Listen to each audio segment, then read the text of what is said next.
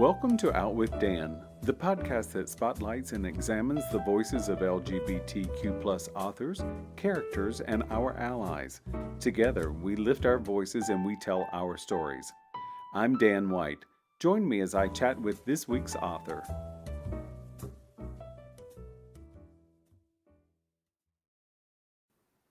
Hello and welcome back to Out with Dan. Today I'm excited to talk to Taj McCoy about The Good Ones Are Taken. Welcome, Taj. Hello. How are you? I'm wonderful. It's great to see you again. Thank you for coming back. I appreciate it. Oh, I'm happy to be here. I had so much fun last time. Thank you.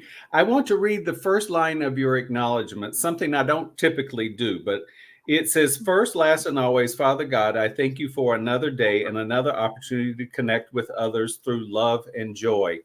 I have only met probably about 40% of the authors I've interviewed have I met in person.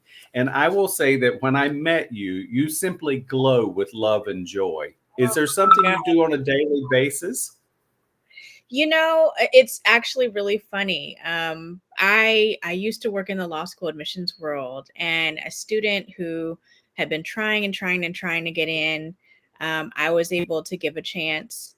And to this day, he's now like big attorney in the South, and every day he sends me a devotional. And so that's literally how I start my mornings. I love that. I love that. During the pandemic, a friend of mine started sending 3 gratitudes in one text every day, and we've done that until today. And it makes such a difference to see that someone is succeeding, or maybe someone is struggling, and maybe you have a word for them. So Yeah, that's beautiful. I love it. It actually, it's something I look forward to. And it's the funny thing is that friend and I, we don't talk every day, but every day I can count on receiving that devotional. And so it's really, really a blessing. And it is just that small connection, I think, that makes such a difference. It doesn't, I don't need someone all up in my business trying to help me with my life. I'm going to succeed or fail as I go. But it's nice to have that connection. I love that. Yes, I agree. So now that sort of leads into perfectly naturally, because this is how I am, into your 3 friends that make a return. We have Maggie and Savvy and Joanie, and you have created with them such a strong female bond. How important is that to you?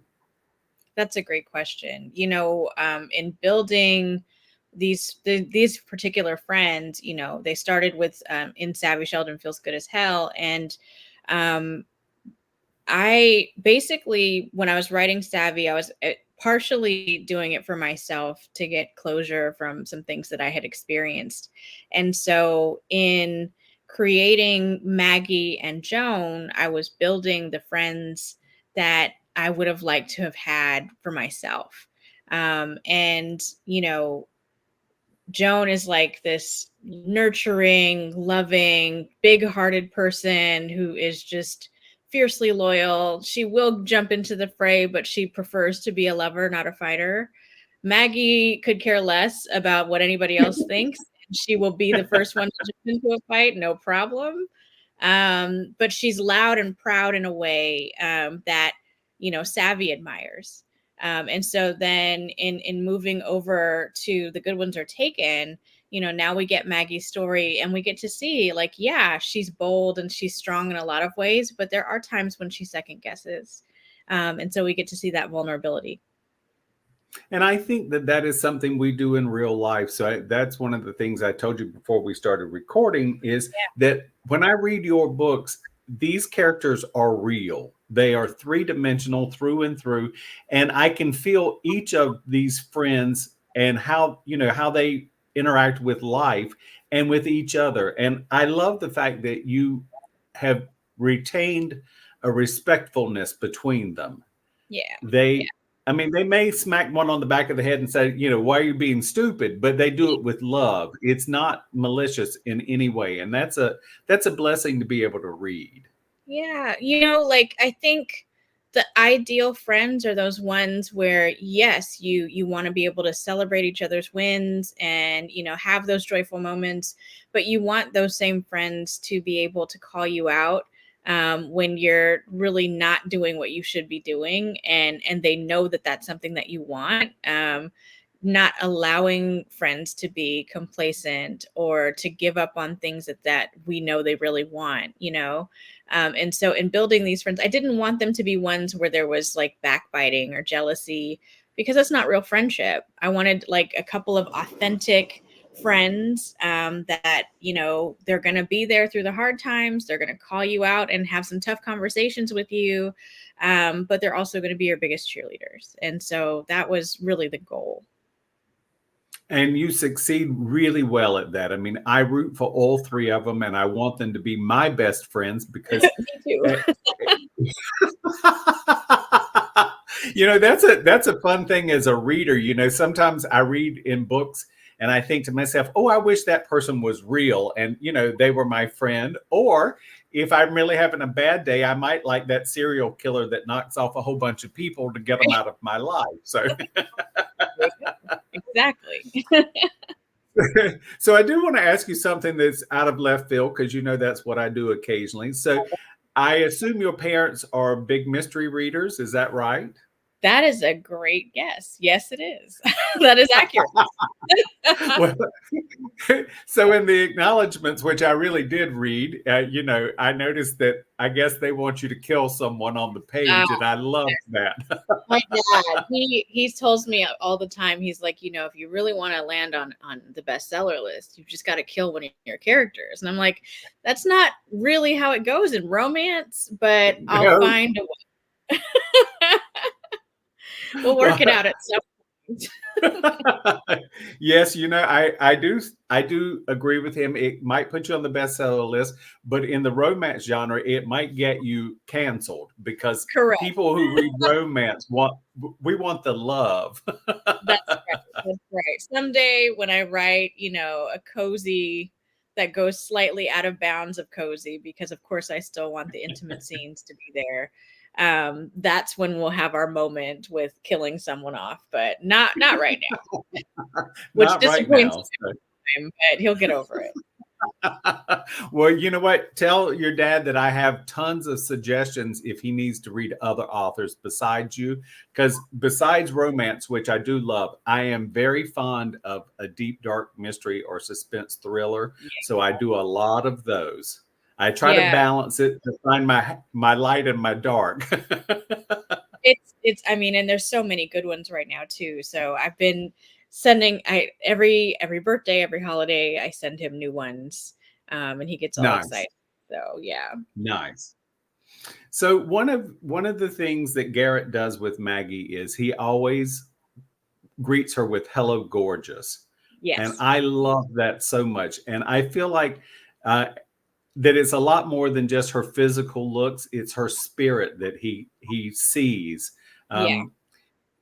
Was that a big point for you to incorporate that term?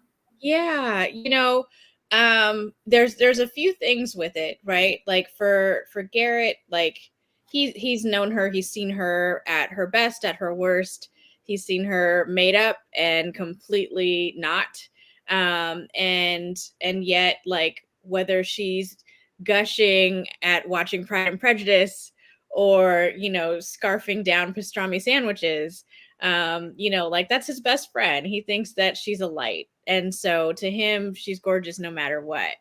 But it also reminds me of my best friend's wedding. And Dermot Mulroney says that to Julia Roberts. And it's just one of those moments where it's just like, ah, oh, that's hot. Keep saying it, you know? Like, you know, Maggie doesn't realize that she has feelings for Garrett, but there's this just almost like years later kind of romance that they have, where it's just like they've built so much of their life together already, that it's just kind of easy for them to like transition once they finally do. And so, you know, like I think it's one of those things that it's like, you know, he says it every time, because no matter like what her situation is on the outside, she's always gorgeous to him. And I love that. I love that. So at the beginning of the book, this was something that I laughed out loud because I think every woman unfortunately has to experience this at one time. So Maggie's having a martini and this guy sidles up next to her and basically he goes right into the jugular. And Yes. so how important was that to incorporate into your work? Because I think every woman who reads that's going to be like, oh, I know this guy. I know him. You know, there are several of those, I think, throughout the story that women have encountered. But that one in particular, it just felt so accurate. And because in that first scene, I'm trying to have her have 3 strikeouts, I was like, that's kind of the perfect one to put in the middle because, you know, she has the first one and then this guy comes up and it's like he doesn't even think like, hey, let me get to know you. Like, hey, like, what's your name? Instead of like, you want to go somewhere? Like, let's get out of here. And she's like, sir, you just skipped a whole bunch of steps. It's so sad, Tosh, because I've had number 1 and number 2 happen just as in your book, because I've actually thought somebody was talking to me, her strikeout number 1, and I was like, you know, it's like, you know how someone waves, and of course I'm waving like a fool, and they're not even waving at me, but I'm so sure they're waving at me. Definitely happened to me, and I definitely was humbled by that experience. Yes, it will make you sit back down quickly. Sure. It's like, oh Lord, I hope not everybody knows how stupid I am. So, and I love it. I love the fact that you brought Teddy back. Yeah. I love Teddy from the first book. And so when you bring back a chocolate lab, I'm just like, oh my God, I love that. And I feel like he's like the best dog on earth because he's so sensitive and he feels all of the people around him. And I love that. Yeah. Do you have a dog or a cat? I don't personally. And it's just because I travel so much. I would feel really bad if I had to leave them with others all the time. I am getting close to that. I have the itch to get one. But we've always had dogs in my family, and so my parents have one now named Manny, and he's a grumpy little old dog. But you know, like we've had several throughout my lifetime, and it's just there's definitely a relationship and a sensitivity that I find dogs to have, and pets in general, where I'm just like, oh gosh, like it's so fun to have that relationship and to have this being that is so excited to see you when they do, and that gets a sense of, oh, you're not happy right now, let me get closer to you.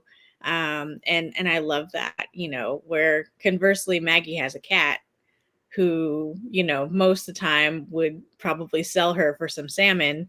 But but there is a moment where Maggie's really down and Penny, her Himalayan cat who has the face of Grumpy Cat, is sensitive to it and just comes and nuzzles her a little bit.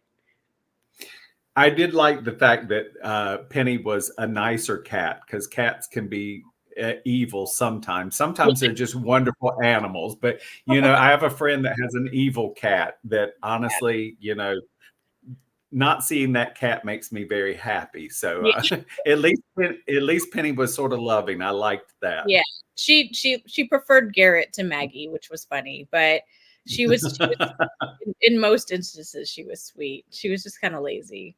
Yeah, no, my grandmother had a cat that just absolutely hated me, and so I knew anytime I walked by, it was gonna like just come after me.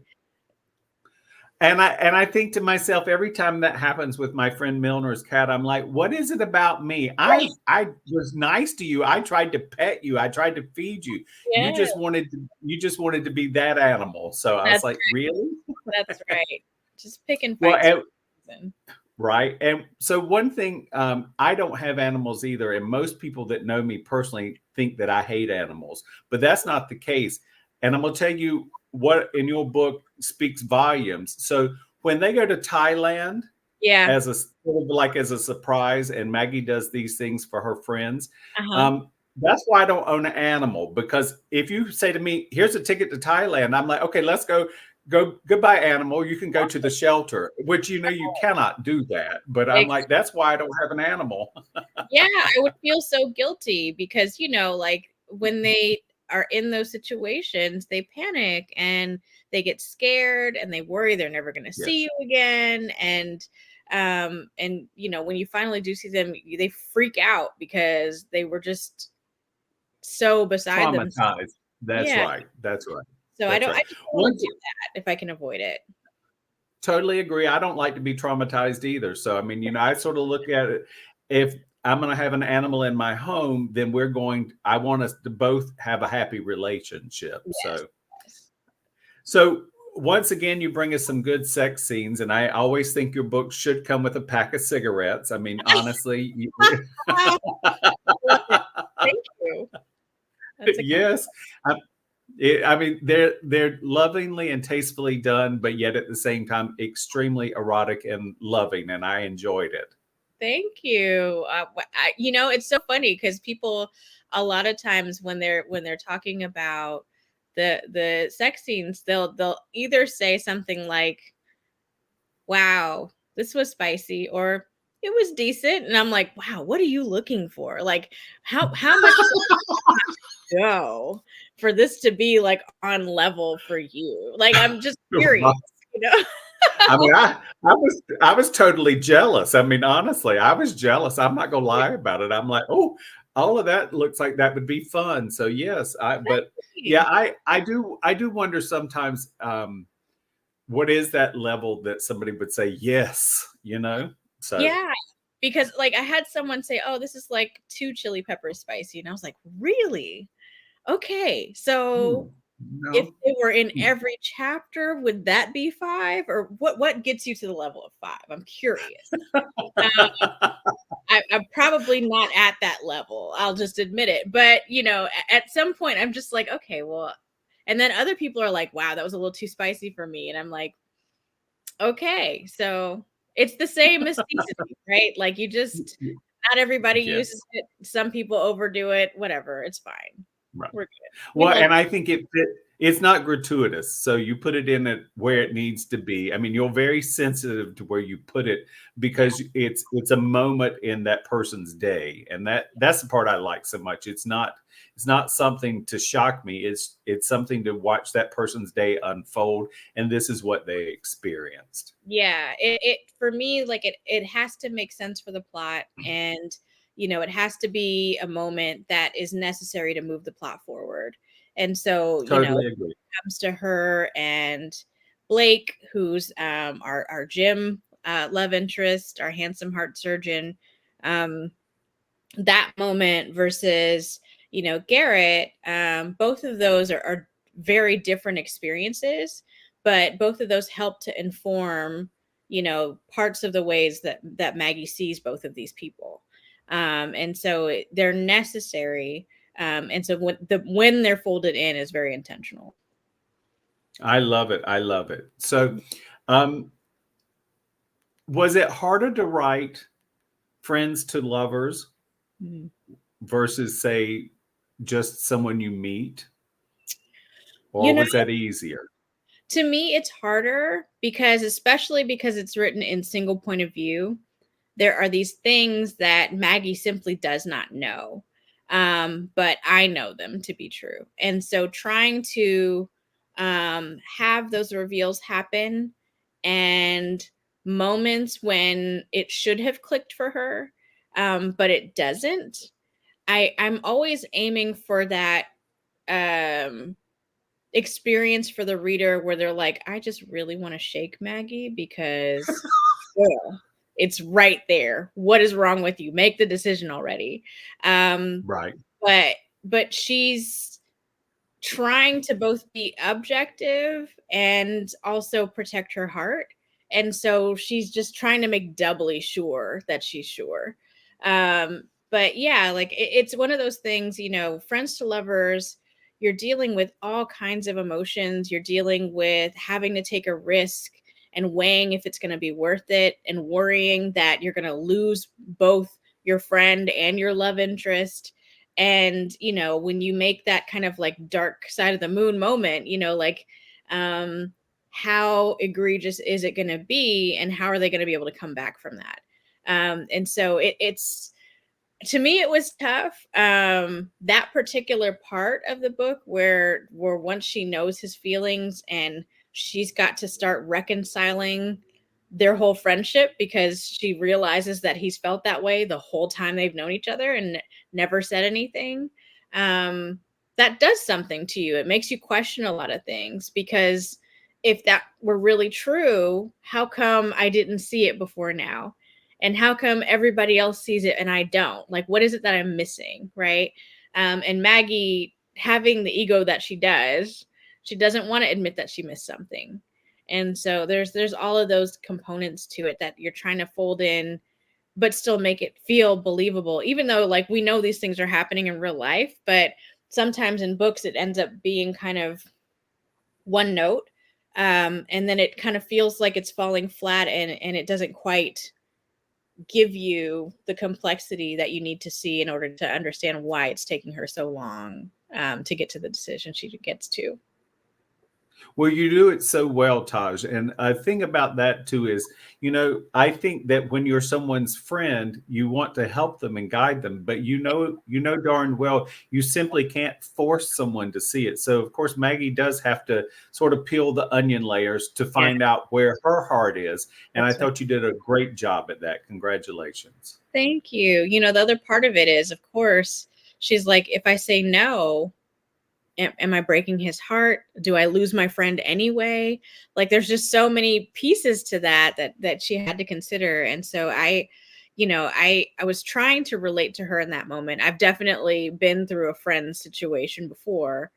And so that kind of helped to inform some of it as well, because you're just kind of like, okay, there's all these things. And sometimes you think it's worth it to try, and the other person just is like, they are interested, but they are not willing to take the risk. And so, and I think that word is a big component, risk, because, you know, there are so many things that could go right and there's so many things that could go wrong, and you must be very brave to do that. That's not for the faint-hearted, for sure. It's not. That's true. So you're now out on the streets here in the US, and I believe you came out in England at the same time or the week before. Is that right? 3 weeks before.